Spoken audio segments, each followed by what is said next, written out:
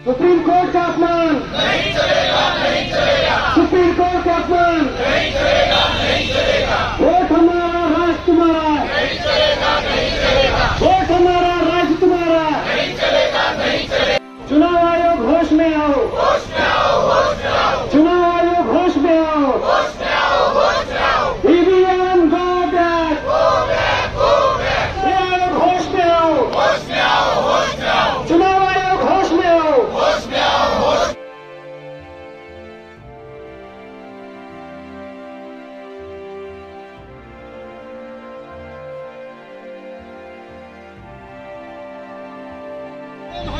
देश बचाओ,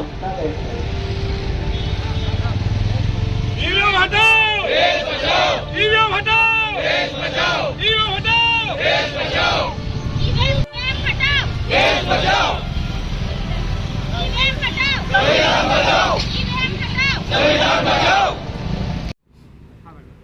2014 साली नरेंद्र मोदींचं सरकार अस्तित्वात आल्यापासून जी हुकुमशाही आणि दडपशाही चालू आहे त्याचा परिणाम म्हणून त्यांची जी अतिशय हिंसक जी वृत्ती आहे आणि त्यांची जी अपेक्षा आहे की विरोधकांना नष्ट करायची त्यांची इच्छा आहे, महत्त्वाकांक्षा आहे, राक्षसी महत्त्वाकांक्षा आहे आणि विरोधकांना नेस्तनाबूत करण्यासाठी, विरोधकांना नष्टच करून टाकण्यासाठी अनेक उपाय हे सरकार योजत आहे। त्याचाच एक भाग म्हणून निवडणूक आयोगावरती त्यांनी त्याचा गैरवापर सुरू केलेला आहे।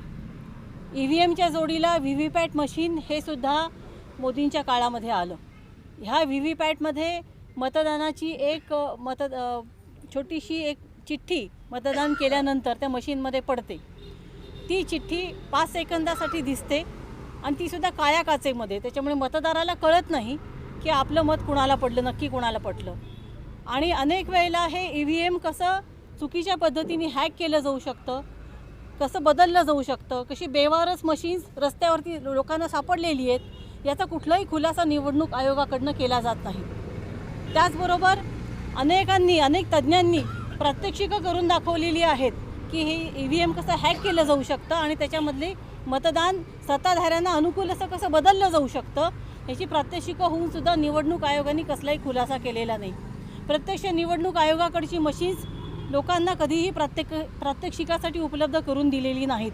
त्याचबरोबर ही जी मशीन्स आहेत नवीन अलीकडच्या काळात आलेली ही गुजरातच्या कंपन्यांनी बनवलेली आहे आणि या सगळ्यामुळे लोक मतदान एका ठिकाणी करतात पण ते मतदान सत्ताधाऱ्यांना जातं याचा अनुभव सर्वसामान्य लोकांना आल्यामुळे ईव्हीएमवरती आणि व्हीव्हीपॅटवरती लोकांचा विश्वास राहिलेला नाही। खरं म्हणजे निवडणूक आयोगाची ही जबाबदारी आहे की सगळ्या निवडणुका निष्पक्षपणे, निपक्षपातीपणे, प्रामाणिकपणे आणि मतदारांचा विश्वास कमावलेली अशा प्रकारची निवडणूक व्हायला हवी। ती जबाबदारी निवडणूक आयोग पार पडताना दिसत नाही। त्यामुळे ईव्हीएम हटवणं आवश्यक आहे।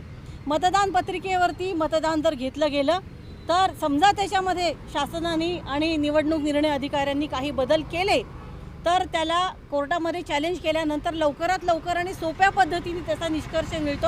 हे नुकत्याच चंदीगडमध्ये झालेल्या महापौरच्या निवडणुकीमध्ये दिसून आलेले। त्याच्यामुळे लोकांचा विश्वास हा मतदान पत्रिकेवरती आहे, हा ईव्हीएमवरती राहिलेला नाही। म्हणून तातडीने येत्या लोकसभेच्या निवडणुकांमध्ये ज्या अतिशय तोंडावर आलेल्या, अतिशय जवळ आलेल्या आहेत ह्याच्यामध्ये मतदान पत्रिकेवरती मतदान घेतलं जावं आणि ईव्हीएम हटवलं गेलं पाहिजे, व्हीव्हीपॅट मशीन हटवलं गेलं पाहिजे अशी आमची सगळ्यांची जाहीर मागणी आहे। 25 फेब्रुवारी 2024ला उस्मानाबाद ईव्हीएम विरोधी कृती समितीच्या वतीनं सर्वपक्षीय धरणे आंदोलनाचं आयोजन केलेलं आहे। या आंदोलनाचा उद्देश असा आहे की ईव्हीएमच्या विरोधात जे जन आक्रोश आहे त्याचं प्रातिनिधित्व करण्यासाठी म्हणून आज आम्ही सर्व लोक इथं उपस्थित आहोत। हे धरणे आंदोलनाचं एक महत्त्व असं आहे की ह्यामध्ये सर्व पक्षी आपले सगळे भेदभाव सोडून एकत्रित आलेले आहे आणि ईव्हीएममध्ये जे मतदानाच्या माध्यमातून घोटाळे होऊन जे सत्ताधारी पक्ष आहेत स्वतःच्या उमेदवाराला निवडून आणण्यासाठी घोटाळे करतात।